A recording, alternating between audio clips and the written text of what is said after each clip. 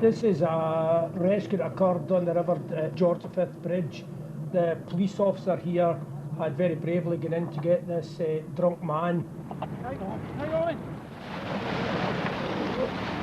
Good on you, mate. He could have caused that policeman there to lose his life. I mean, utterly ridiculous. No time for people like that. No. No.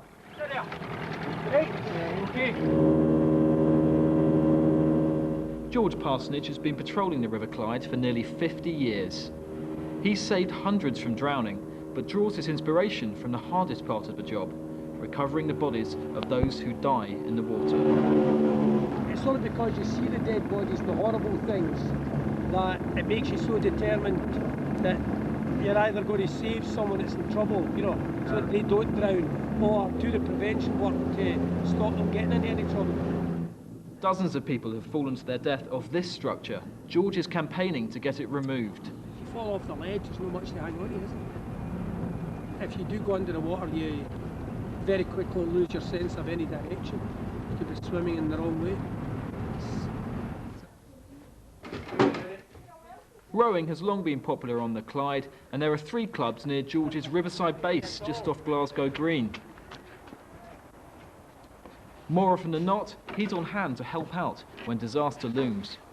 Just as I passed by George's station, the hatch oar broke and the boat just capsized, and George was just zipped out there, pulled me in, got me into a hot shower. Well, ever since I've been coming to this club for 39 years, George has been here.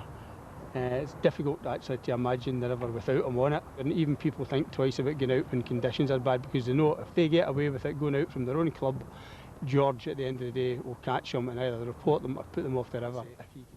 Get through for a wee while, please. Thank you very much.